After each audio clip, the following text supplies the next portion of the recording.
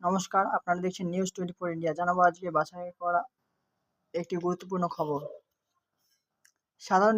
স্বাধীনতা দিবসে আর মাত্র কয়েকদিন বাকি, তার আগেই নেতাজি সুভাষচন্দ্র বসুকে ঘিরে বিধায়কদের জন্য বিশেষ উদ্যোগের কথা ঘোষণা করেন মুখ্যমন্ত্রী শুভেন্দু অধিকারী।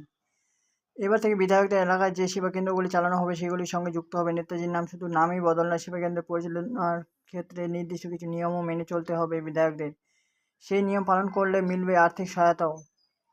বিধানসভায় মুখ্যমন্ত্রী জানান, বিধায়কদের নিজের এলাকায় নেতাজি সুভাষচন্দ্র বসু সেবা কেন্দ্র চালু করা হবে। এই কেন্দ্রগুলির মাধ্যমে সাধারণ মানুষ নিজেদের বিভিন্ন সমস্যা এবং অভিযোগ বিধায়কদের কাছে জানাতে পারবে।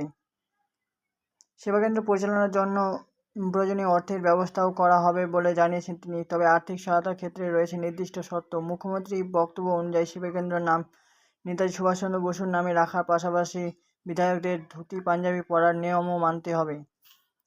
তথ্য ও সংস্কৃতি দপ্তর পক্ষ থেকে এই পোশাক পাঠানোর কথা জানানো হয়েছে। নির্ধারিত নিয়ম না মানলে আর্থিক সহায়তা দেওয়া হবে না বলে স্পষ্ট জানিয়ে দিলেন মুখ্যমন্ত্রী। সেবাকেন্দ্র চালানোর জন্য বিধায়কদের 30,000 টাকা করে দেওয়া হবে প্রস্তাব রয়েছে।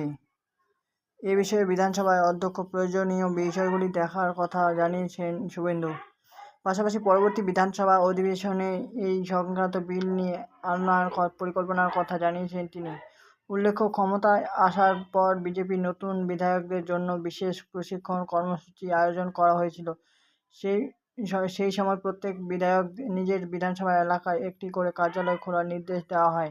সাধারণ মানুষের সঙ্গে সরাসরি যোগাযোগ তৈরি এবং স্থানীয় বাসিন্দাদের সমস্যার কথা শোনার উদ্দেশ্যে এই সেবাকেন্দ্র তৈরির ভাবনা নেওয়া হয়েছিল। এই সেবাকেন্দ্রগুলিতে এলাকার মানুষ এসে রাস্তা, পরিষেবা, প্রশাসনিক সমস্যা থেকে শুরু করে নিজেদের বিভিন্ন অভাব অভিযোগের কথা বিধায়কদের জানাতে পারবেন। ফলে শুধু রাজনৈতিক কার্যালয় হিসেবে নয়, জনসংখ্যার ক্ষেত্রেও সেবাকেন্দ্রগুলি গুরুত্বপূর্ণ ভূমিকা রয়েছে বলে মনে করা হচ্ছে। এবার সেই ব্যবস্থায় এই নেতাজির নাম যুক্ত করার উদ্যোগ নেওয়া হয়েছে। স্বাধীনতা দিবসের প্রাক্কালে এই সিদ্ধান্তের মাধ্যমে একদিকে যেমন নেতাজি সুভাষচন্দ্র বসুর স্মৃতিকে সামনে রাখা হচ্ছে, তেমনি বিধায়ক ও সাধারণ মানুষের মধ্যে যোগাযোগ আরও শক্তিশালী করার বার্তা দেওয়া হচ্ছে। আগামী অধিবেশনে বিলটি এখনও এলে এই প্রস্তাবের পরবর্তী রূপরেখা আরও স্পষ্ট হবে।